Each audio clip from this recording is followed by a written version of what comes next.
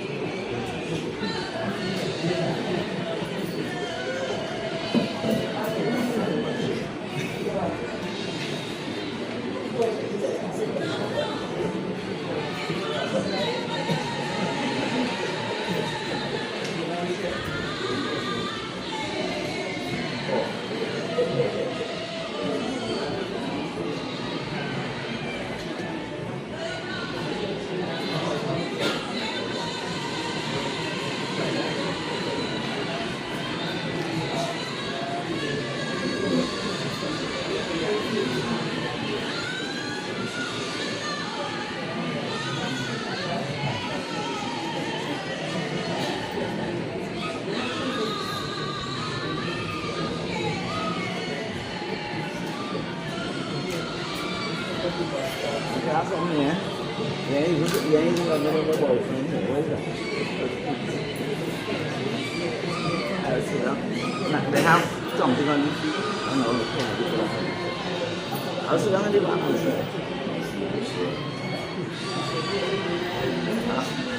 Outside. I'll sit down outside.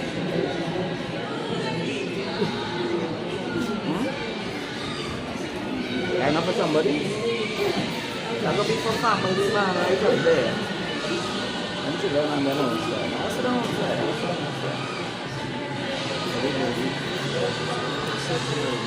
Ele se dava nem com nós.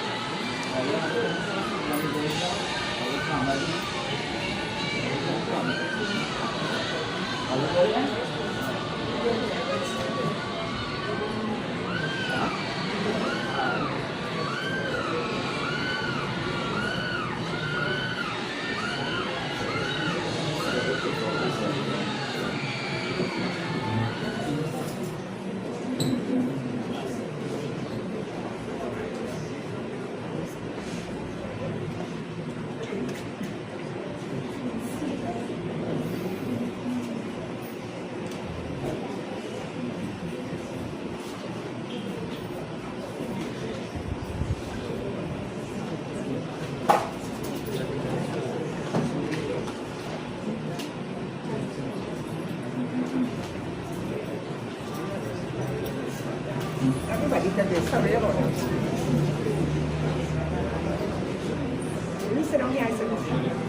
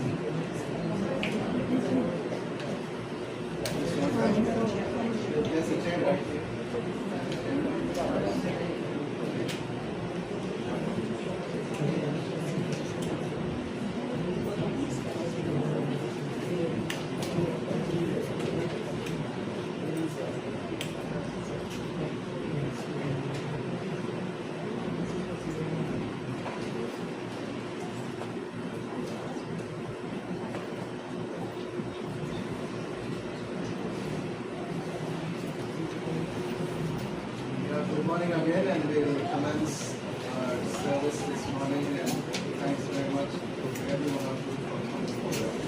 So most of you would have these sheets with you, and we'll start by singing the first hymn on the sheet. I have a friend who meets my every need. After this hymn, there will be a short prayer.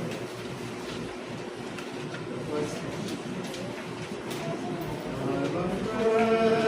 Who meets my every need, who has joy and satisfaction grown, one who doth my soul and spirit free, and who turns my tempter's words to know.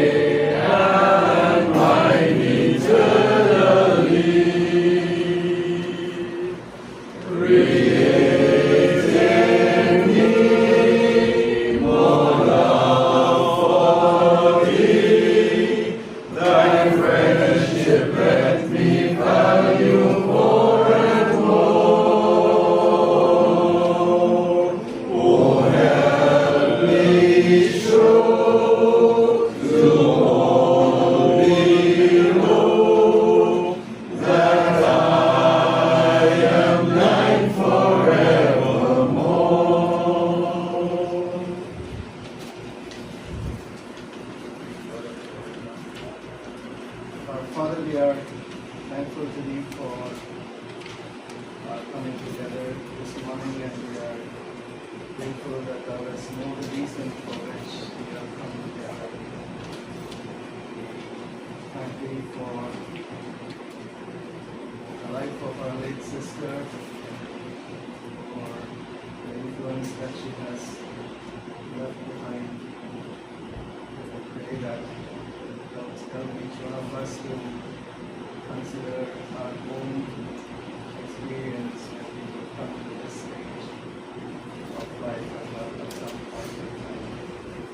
We are thankful to Thee for opportunities given for us to be in readiness when all comes for us to leave the shores of this earth. Pray that Thou will help each one of us to consider seriously the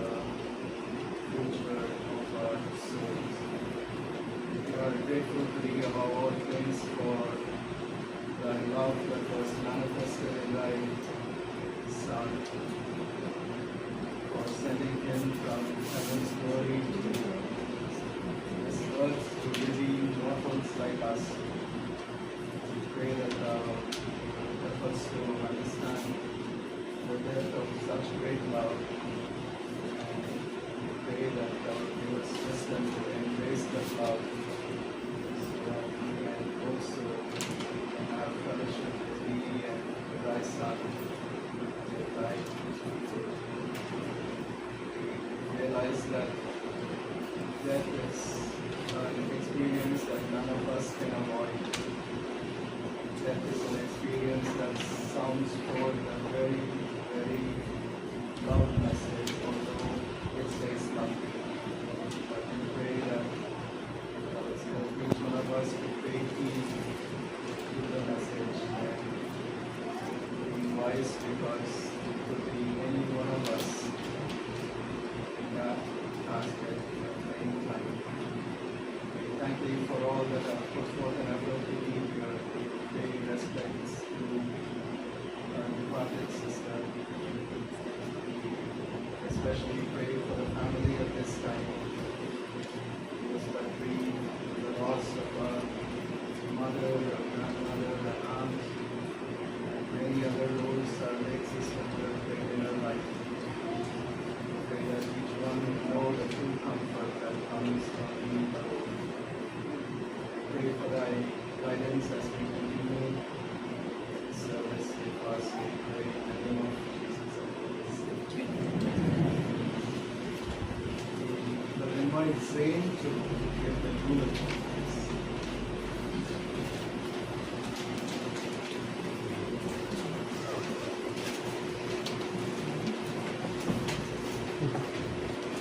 Good morning, everyone.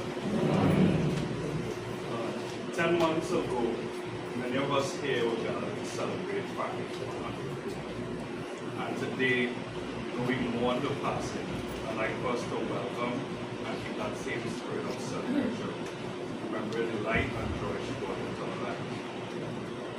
It's truly warming to see so many faces gathered here today to celebrate the life of my incredible, loving, vibrant, and brilliant grandmother, Fanny Parris. For those of you who may not know me, I'm Zane Granny Fanny's last grandson, or BA, as she affectionately called him, and the son of her fourth daughter, Diana. Fanny Parris was born on April 7, 1924, to Lapasita Lozano and John Campeto and Harris from Fortin. They were both from Venezuela. Some years ago, I had the privilege of interviewing and being recording grandmother. She remembered at 96, even her grandmother's name, Sensuela Lozano, was documented. Fanny was the only girl of 4, having 3 older brothers, Leo, Francis, and Juan. I remember meeting up with Leo when I was much younger as well. So she was first married at the age of 16 years old in 1940, not uncommon during those times, to David Abloh, the relationship of which gave birth to her first 3 children, Linda, Joan, and Shirley. At that time, she lived in Point Legu, a village not too far from here, and worked as an office clerk for a piece in the village. After that marriage dissolved, she had a relationship with Isaac Noah, with whom she had Valerie, Diana, and Sue.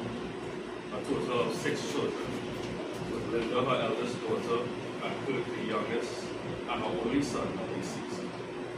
At the age of 61, on April 4, 1985, she married Vivian Parris from St. Vincent, who we all lovingly call Grandma P, who's now deceased. My earliest memories of Granny are deeply tied to Grandma P, who was a very towering, present, loving, supportive figure in our lives, who she loved dearly. Grandma P also had children of his own from a pure relationship, all of whom we have always been very close to.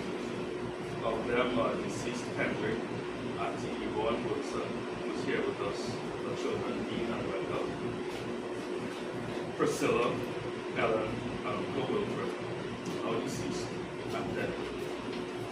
Before marrying Grandpa P, Granny had periods of single motherhood, through which she was always very industrious, attentive, and protective of her children, often working multiple jobs to support them. Despite whatever challenges she may have faced during those times, she always remained a woman of strong faith and generosity, still helping others when she could help. My fondest memories of visiting Granny with Grandpa P in Parris, which to me was always a long drive going south that I had to get up early on a weekend for, which I despised as a young child, especially when we had to spend nights or long weekends without cable TV. Right? But I quickly realized that there was something deeply special about being in the country, experiencing that unique sense of quiet and calm, hearing nature at night, and waking up early to go to Grandpa P's farm and citrus orchard, or walk and drive around different villages, visiting and meeting family nearby. I still have very fond memories of when around Parris lands barefoot with my cousin Joel, Granny's second to last grandson, Valerie's son, and the hot, soft black fish coming back into the house covered in tar stains, probably running around a pumpkin jack somewhere in the bush. I still remember the sound of walking into their house on John Charles Street, where we later have breakfast, which at the time was mostly made of wood, and hearing all the china and ornaments wrapped around when they walked too hard. Granny grew up living in a time that was both very simple and very complicated. Being a black Cocoa woman and single mother in colonial Trinidad most definitely brought with it enormous complexities, which we may not necessarily understand or be able to relate to. But yet she persevered and was able to thrive and successfully raise 6 children, mostly of her own. What we can't take for granted, and I'm sure can appreciate, is the simplicity, serenity, grace, and principles of country life that I think is responsible for her long life and rich personality and lifestyle. Growing and rearing her own food, the isolation from city stress, walking, being outside, and space to develop a very deep relationship with God, nature, and prayer are all elements that I'm sure we can all agree contributed to 100 years and 10 months here. Not to mention all the love and support that she had from her family, friends, and children, especially my parents, Tyrone and Diane, who made the decision and sacrifice of having a women them from point to century in 2007, 5 years after Grandpa P died in 2009. Having her close to us, I believe, was beneficial to everyone's mental and physical health. Her jokes, and sometimes very rude sense of humor, talking about quail, latro, and turtle, definitions of which I refuse to reveal during this event. For those of you who may know her as a sweet, sometimes stoic old lady, might not know the mouth that she had, and some kind of colorful and illustrative things she would sometimes randomly say. Needless to say, she looked quite alive with lots of stories of which we were all blessed and privileged to share. I mean, imagine being born in 1920, living through World War II, independence, the pandemic, and then telling your daughter a month before you pass it at 100 that she got again.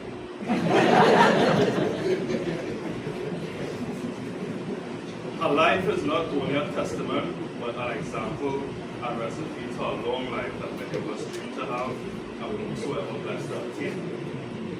A life recipe filled with levity, family, adventure, love, a glass of brandy every night, and endless prayer and gratitude for life and all its blessings.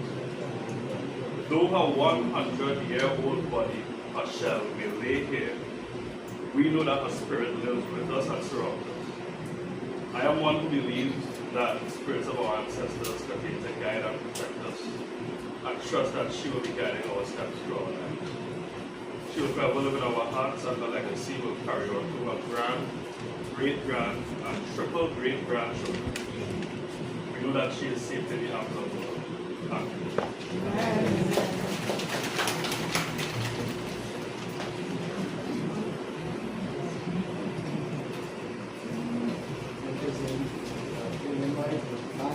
Please.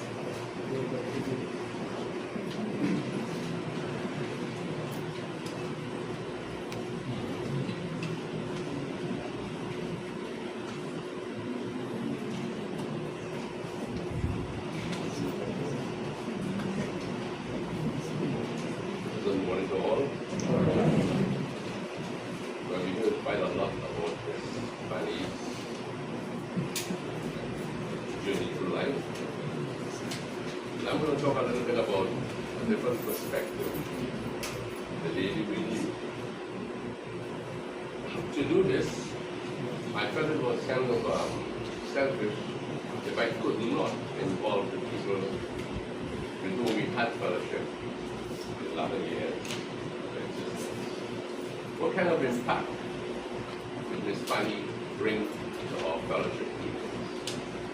But we'll have to go back a little bit to the time when she heard the gospel and she became aware that there was a side of her that needed to be in front of God, to be streamlined with His will. I asked some of our friends who will not perhaps have the opportunity to come here and express that. What kind of impact did Miss Fanny have on your life? From the Tobies, where we have fellowship people, this is what came forward. Miss Fanny, always very pleasant and with a word of encouragement, would often ask to sing King 284 on visits. A hymn we were going to sing in a while. I never can forget the day I heard the Savior kindly say, "Thou art my disciple, take up thy cross and follow me." And that's something Miss Fanny endeavored to do, to take up the cross, her cross, her will being broken, her will being set aside, and follow the Lord Jesus. In fact, the day before her passing, Yvonne and Addie, that is Mrs. Toby, sang this hymn for her before leaving her bedside. We always remember her thanking God for the privilege of serving Him, and she would often remind us that prayer is a mighty source of power. Mr. Sutton is 103 years old, and he's part of our fellowship. He's not able to be here, of course, at any distance. And once my wife asked Miss Fanny, "What about if you and Mr. Sutton were going to marry?" And she said, "No, he's a little too old for me." And Mr. Sutton, contacted by phone, said, "Miss Fanny was a very inspiring person. We shall all miss her. He treasured the time when he knew her, when he went to meetings with her, and she had help with those." My wife Louise wrote, "We have known Miss Fanny for more than 35 years. Whenever we visited our family in Icatus, we would also visit Gideon Parris and Miss Fanny. She was always friendly, hospitable, and kind. We will miss her." And I also have something from, strange enough, we couldn't leave out Yvonne Wilson. Yvonne Wilson was very precious in that family. And she asked to be remembered in this way. When my dad Gideon married Miss Fanny after our mom Clara died, he found a special companion. They had a good life together, singing, praying, and enjoying God's way to the fullest. They complemented each other. Daddy was indeed lucky. He had two wives who loved him dearly and whom he loved dearly. Daddy and his family were married for 17 years as we heard. My son Lyndon and Kim, they are young people in the way of truth. And they say Mrs. Fanny was always endearing, gentle, seeking the well-being of others.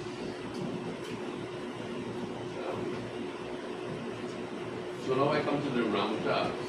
The Ramutas, my daughter Lisa married Ian Ramuta, and they have a very young family. And they're trying to serve the Lord too. And they were very endeared to Miss Fanny.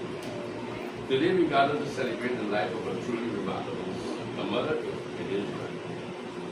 I call her our beloved Miss Fanny. Her unconditional, gentle spirit, warmth, love, and witty humor were a hallmarks of her life. Indeed, Miss Fanny was very witty. Recently, we visited Miss Fanny during those months at Parris Place. And she began to tell us something, and she said, when I was alive, and then she called herself, I'm talking as if I never heard. So, she had a quick way, the Ramadans continue. I remember vividly every year at carnival time, many friends would gather at Daddy Parris' home for an excursion to the store. Miss Fanny mistress of the kitchen, famous for her sweet hand, prepared a delicious meal and ensured everyone had bread, cake, and sweet bread to take home. She was very hospitable.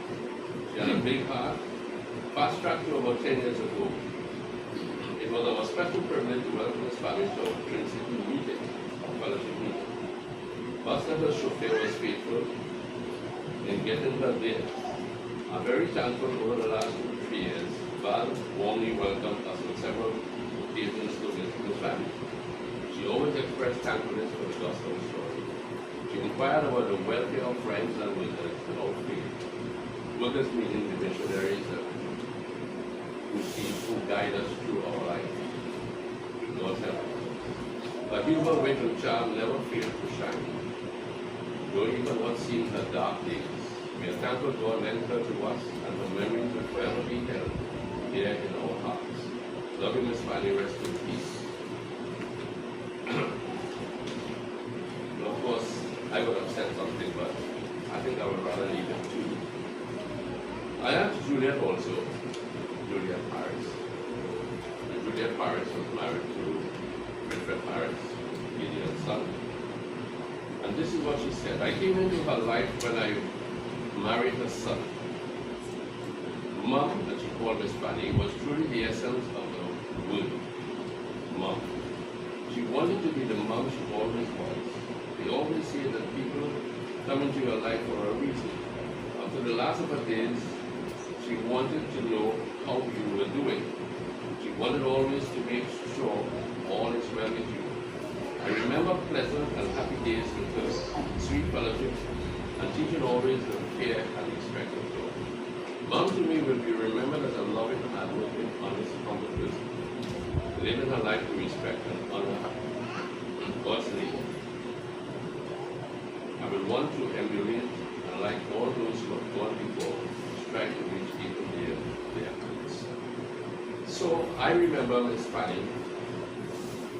And in our last time when we met her, she spoke of from Psalm 27. And one of the things is, one thing I desired of the Lord that I would be able to dwell in the house of the Lord.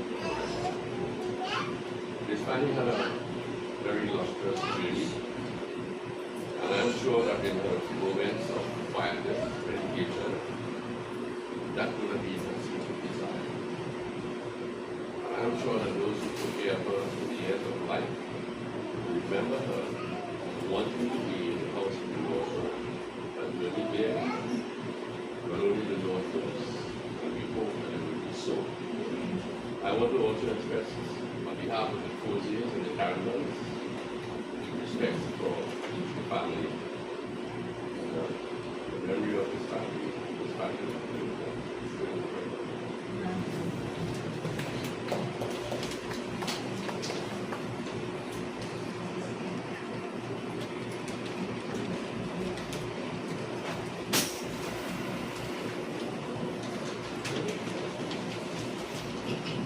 Sing the next hymn of the sheet, but before that, thanks very much, Zay. Nice. Sing the next hymn of the sheet. I can never forget the Lord's Savior. I never can forget the day the Lord's Savior in my way, and filled my soul with life divine, the wealth of heaven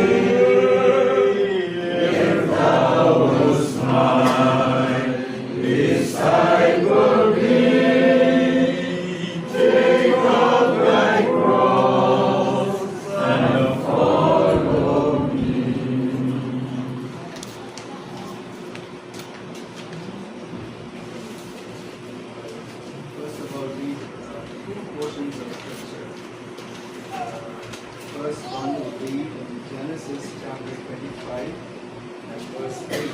This is about Abraham. And it says, then passed away, dying at a ripe old age, having lived a full life, and joined his ancestors. This is mention of only about a few people in the scripture that they died over a ripe old age. It talks about Isaac, it talks about Gideon, and in Job also it mentions about that someone will live up to a ripe old age and the harvest will be. And the next portion of scripture is Isaiah chapter 46 and verse 4. And even to your old age I am he, and even to 4 hairs will I carry you. I have made and I will bear, even I will carry and will deliver you. So these are the verses that came to my mind when I was thinking about this service. And, there have been several that have been in touch with us from different islands, and they have conveyed their sympathies and they've asked us to relate to the family. And we ourselves would add our condolences. I know that as we've already heard that Miss Fanny lived up to 100 years and 2 months. And that would also tell us that those that she has left behind are immediate children will not be so young. And no, it's not in any bad sense. But then, losing a mother, whatever the age may be, is not a mistake. The other day I was speaking to Val over the phone when I first heard that Miss Fanny took ill and she was in the hospital. I didn't know if the connection was just right. I couldn't hear it. But I just waited. I knew that she just couldn't speak. So we can understand those feelings. So there is a grief.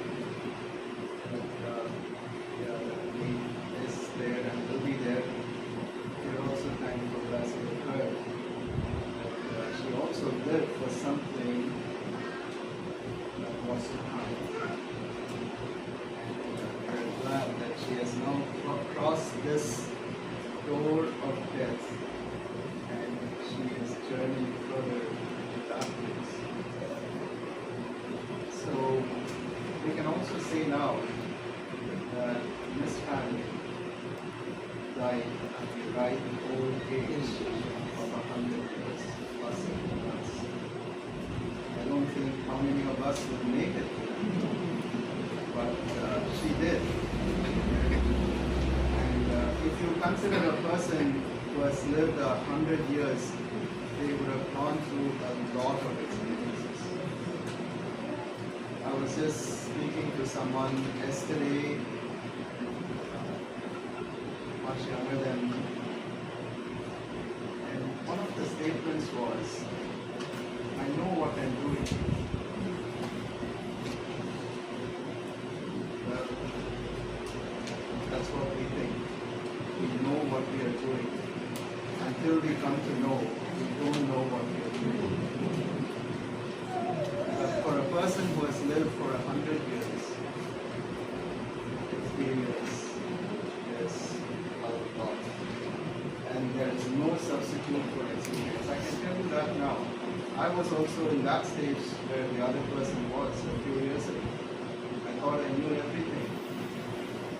Now I understand that there is no substitute for experience. And here we read about Abraham. We are not going to talk about many others, but we about Abraham. It says that he lived a long time, full of years. But there was also a time when Abraham not start the journey with God. God called them. God called them. And as we have already heard, that was the case with our sister too. There was a time when she was here, but she was not walking with God according to the plan of God. And now we also heard that there was a time that came in her life when she heard that call from God. And then she reconciled her life with God. And she walked with God. And now we can say she has passed on the other side.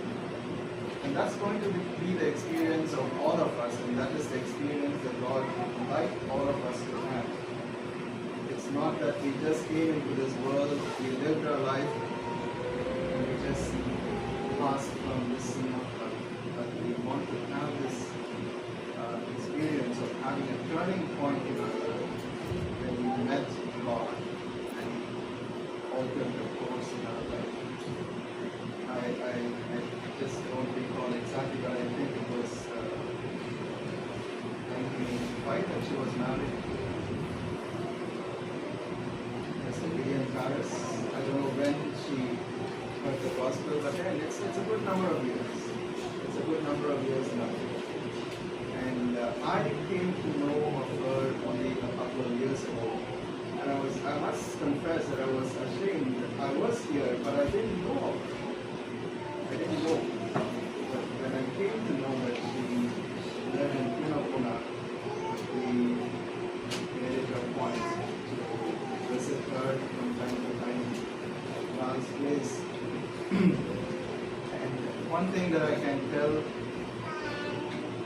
of her last days, or where she stayed with God, and that's why that verse in Isaiah came to my mind. I am He that will carry you, will take care of you even in your old age.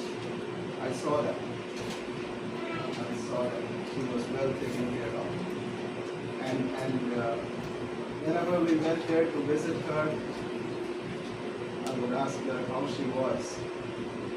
And I think it was not long before that she broke her hip and she had a surgery and then she had something else. But never once would she say that she was not well. She said always, I'm fine. I'm fine. I was with a person when I first started in this ministry. And he was a very wise man, an old man at that time. And he had a sense of humor, but you had to understand him to understand his humor also.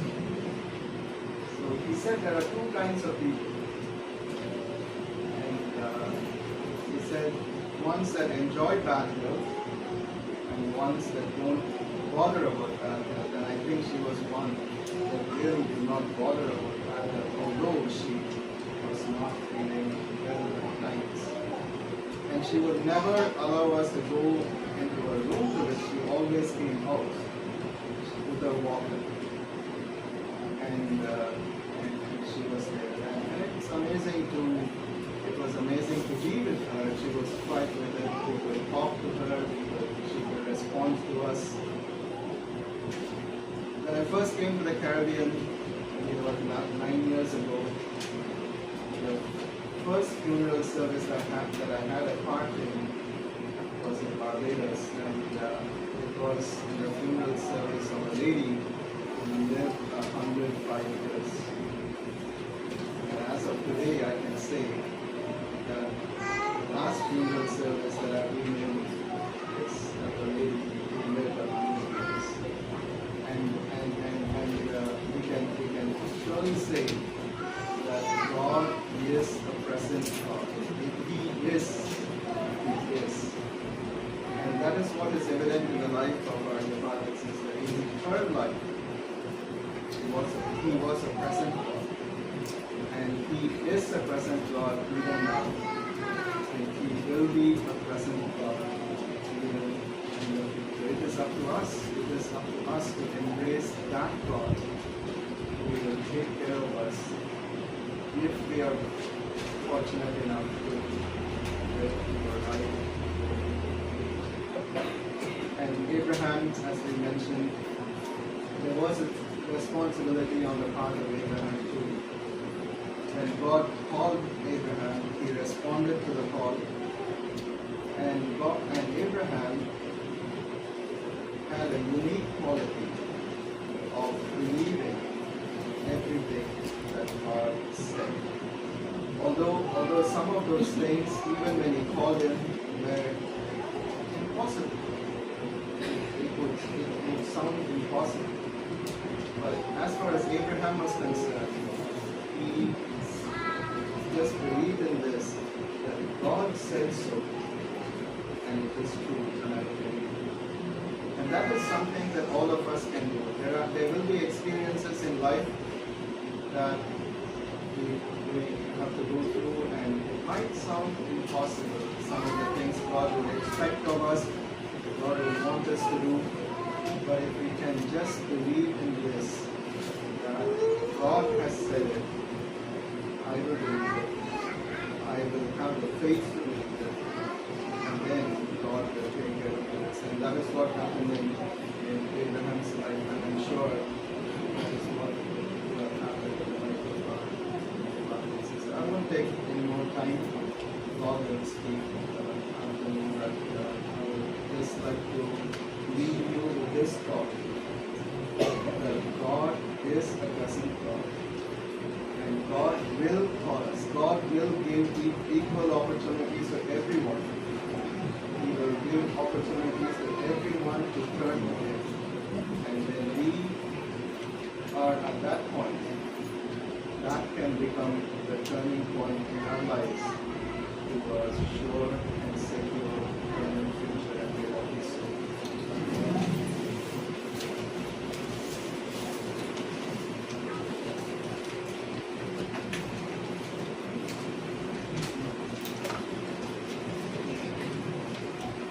It's good to be with you today. Thank you for coming to give support to the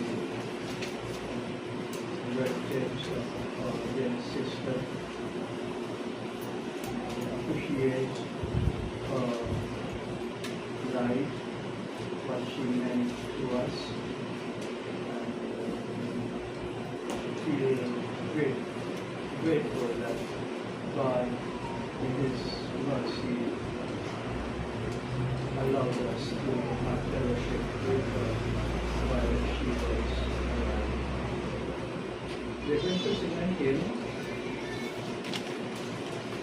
I'm going to ask someone to help me start the hymn because I'm not a good singer. So the hymn is Alone with Jesus.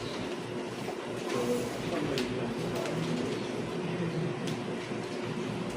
Alone with Jesus, there is so sweet to sing and learn as it is their free, and see more gladly how to Christ, the loving Savior sacrifice.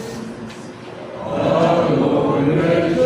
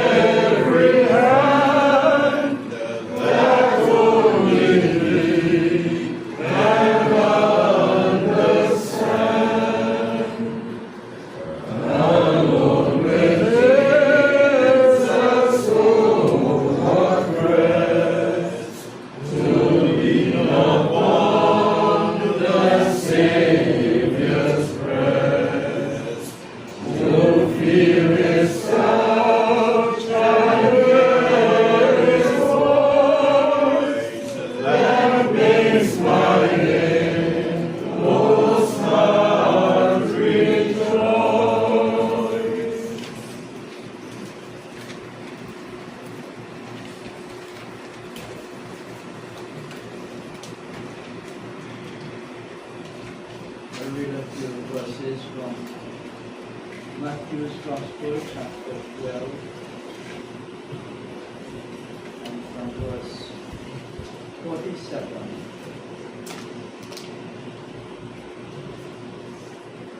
Again, I'll start from verse 46. When he yet talked to the people, behold, his mother and his brethren stood without, desiring to speak with him. Then one said unto him, Behold, thy mother and thy brethren stand without, desiring to speak with thee. But he answered and said unto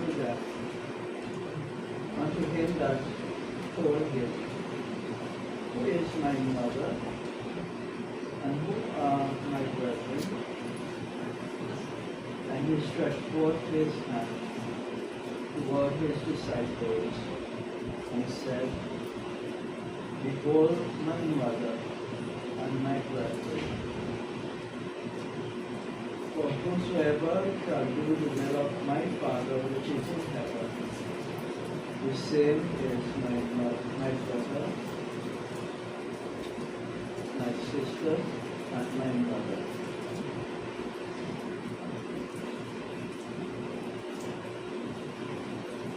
This is speaking about Jesus.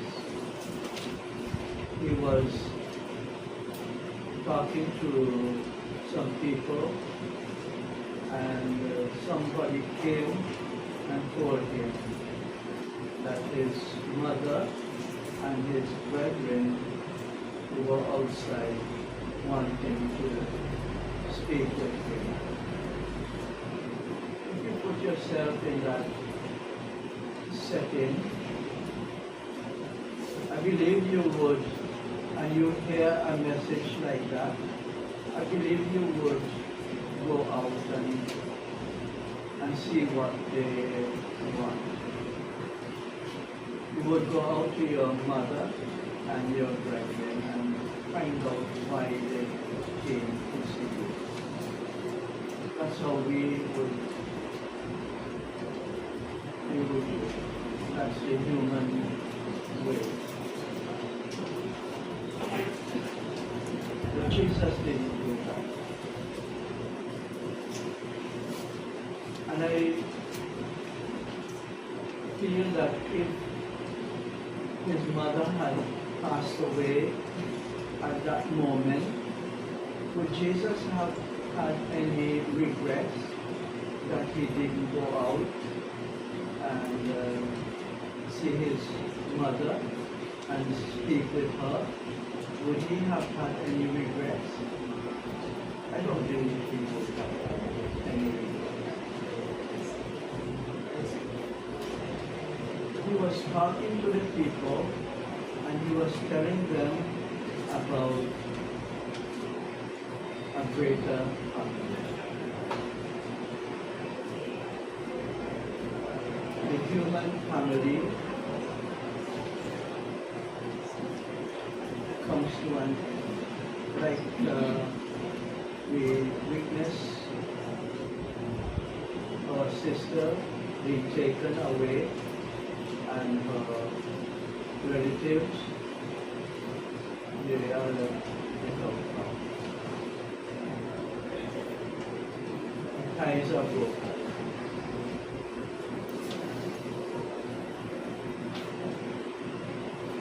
That's how it is with the human family. You can't do anything to stop that. We love our dear ones, those that are near and close to us, we love them. But as much as we love them, we can't do anything to stop them from going. When God calls them, we can't do anything to stop them from going. That's the way it is. The Jesus had the opportunity that day to speak to the people. And when he heard that his mother and brethren were outside wanting to speak to him, he said, "Who is my mother and who are my brethren?" As if to say, well, who are these people?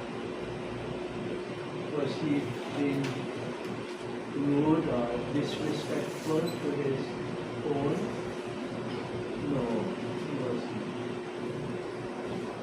There was no one that loved his own as Jesus did.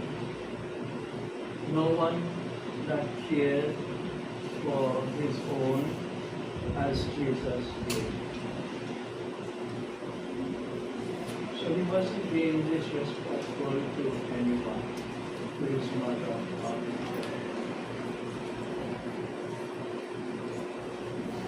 But he was taking the opportunity to tell the people that they can become part of a family where they would live forever. Whosoever will do the will of my Father which is in heaven, the same is my friend, my sister, my mother. Whosoever will do the will of my Father which is in heaven. We are glad that our sister here, she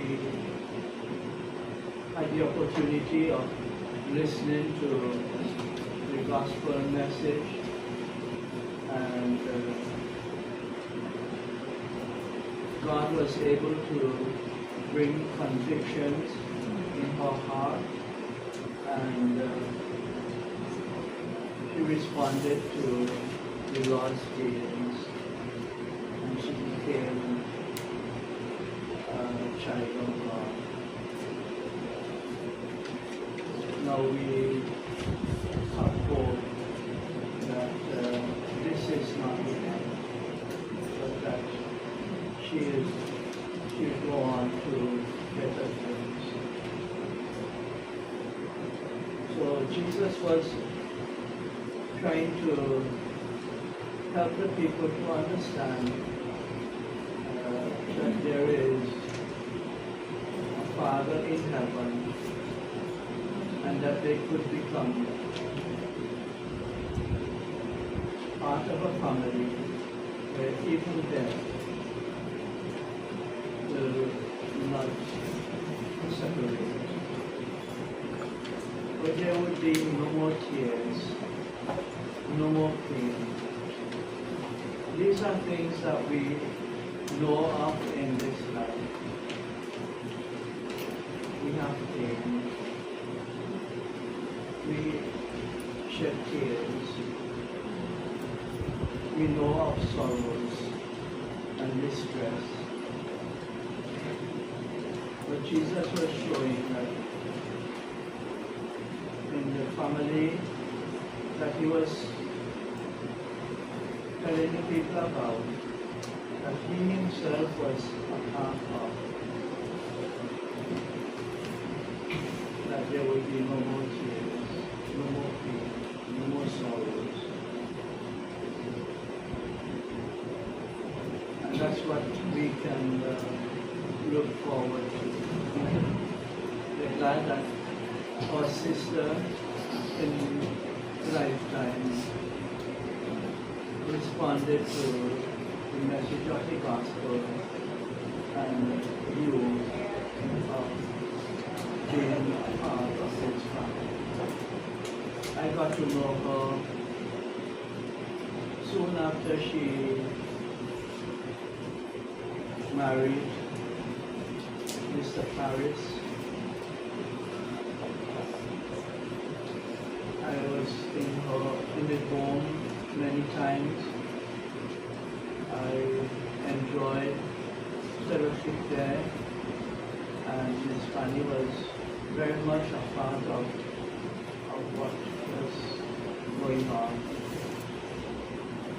She was very much a part of the family. She made us very glad. I had the opportunity to visit her when just last year,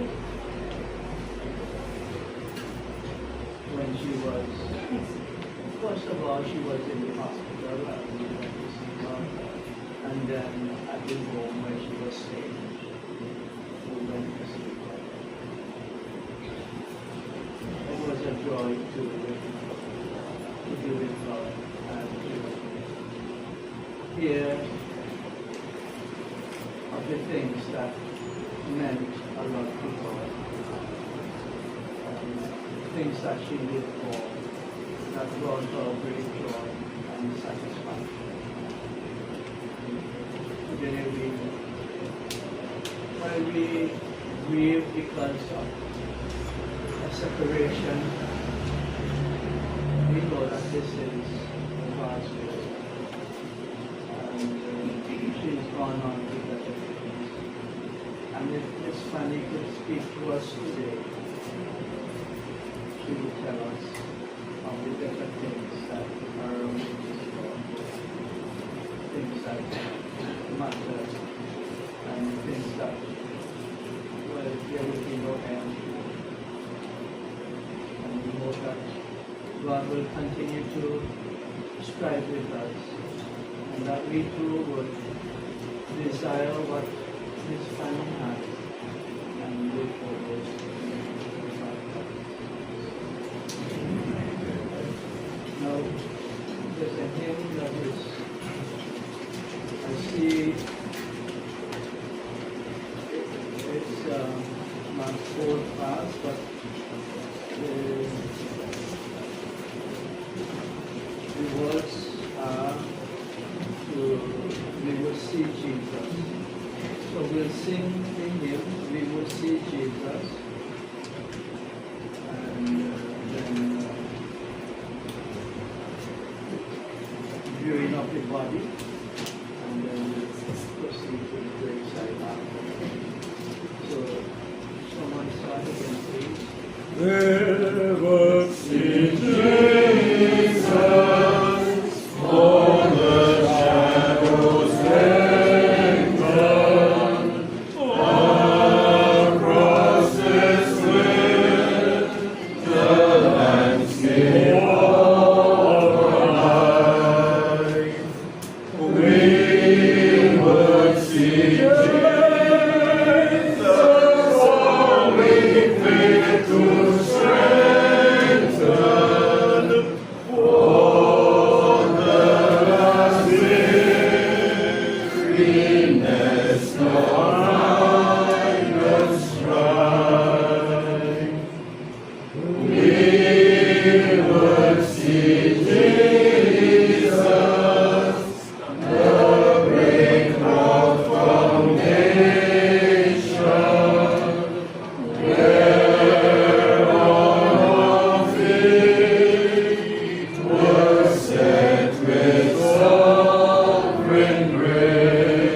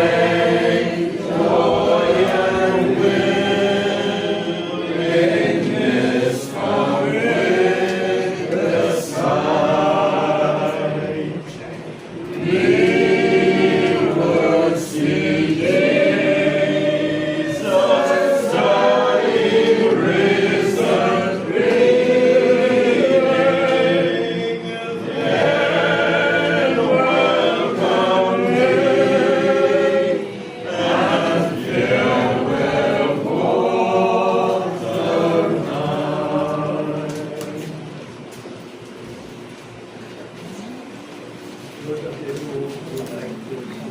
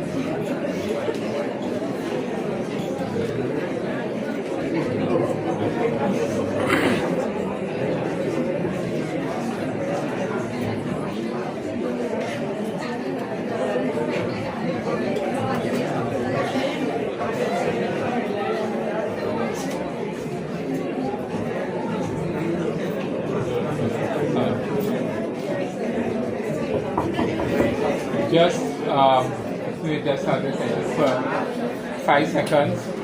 Following, if you will just have your attention for 5 seconds, please.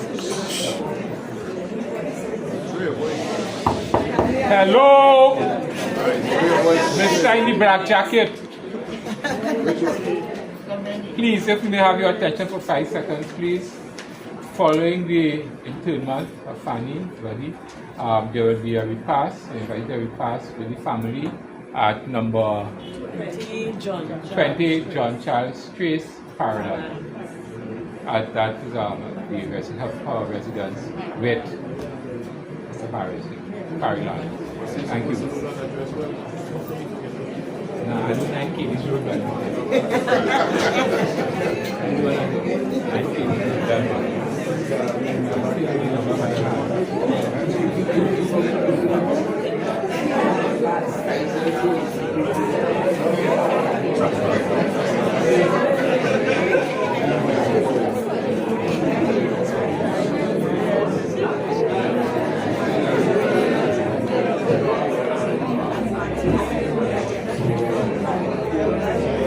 Keep it moving, keep it moving.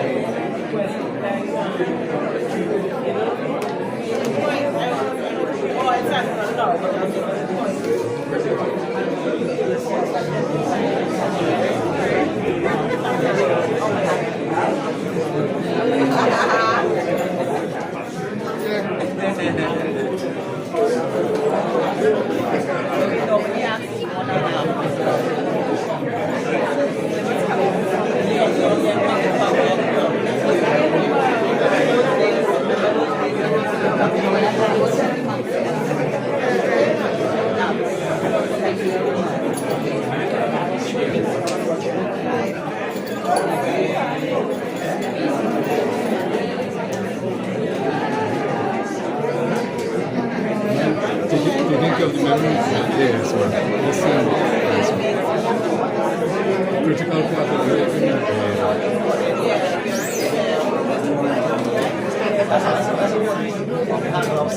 Hold for the bottom run. Oh, Antival. The gloves for this. Bring it now. I need the gloves. Oh.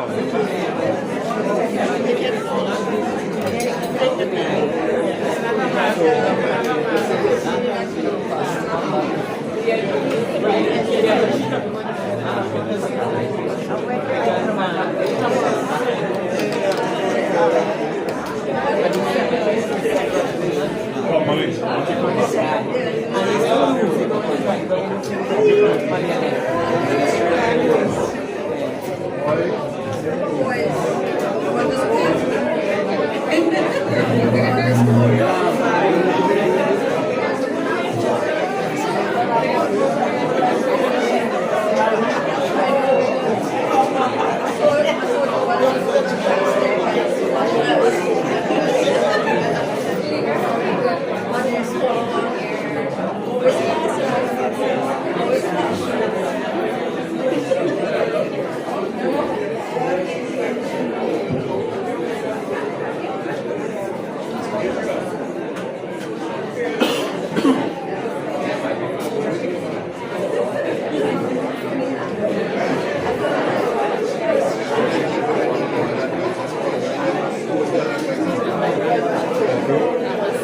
Second round.